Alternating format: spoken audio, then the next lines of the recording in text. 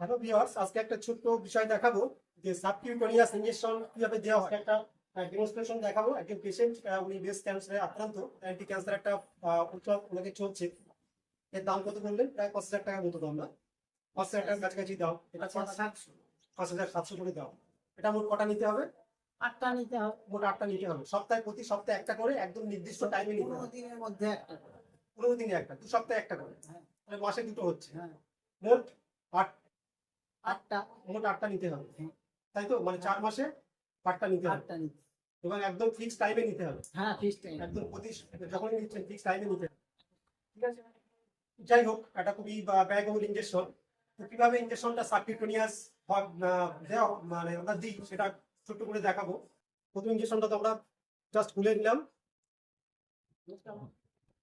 এবং ইনজেকশনের মধ্যে কিন্তু এয়ার আছে, এয়ারটাকে কিন্তু রাখা যাবে না।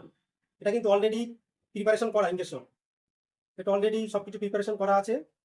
কোনোভাবে যেন এয়ার না থাকে, আমাদের এয়ারটাকে পুরো বার করে নিতে হবে। তারপরে অ্যালকোহল সোয়াব নিতে হবে, একটা অ্যালকোহল সোয়াব নিয়ে জায়গাটা পরিষ্কার করার জন্য, ডিসইনফেক্টেন্ট করার জন্য। এই যে দেখছেন, এই যে আম্বিলিকার এখান থেকে কিন্তু 2 ইঞ্চি মোটামুটি এরকম জায়গায়, এদিকে এরকম জায়গায়, এরকম জায়গায়। এবং যদি যারা পেশেন্ট পাতলা হয়, তাহলে কিন্তু আমরা একটু হালকা করে চামড়া টেনে উপরের দিকে তুলে, সেই জায়গাটা পরিষ্কার করে উপরের দিকে তুলে ইনজেকশনটা ডাইরেক্ট পুশ করবো। মানে 90 ডিগ্রি অ্যাঙ্গেলে কিন্তু আমাদের পুশ করতে হবে, আমি যেদিকেই দিই না কেন। আর যদি একটু ফ্যাটি হয় বা যদি খুব অতিরিক্ত মোটা হয়, তাহলে কিন্তু 45 ডিগ্রি অ্যাঙ্গেলেও কিন্তু দেওয়া যায়।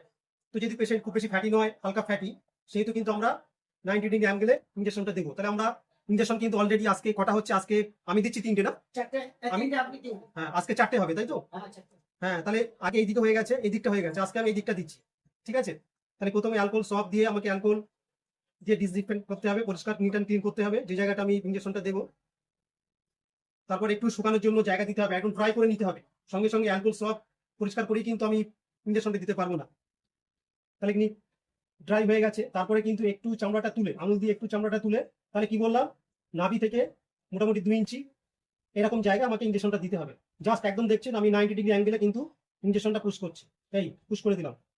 পুশ করে কিন্তু আমাকে ইনজেকশনটা পুরো আস্তে আস্তে আস্তে আস্তে ধৈর্য ধরে আস্তে আস্তে পুরো ভিতরে দিয়ে দিতে হবে।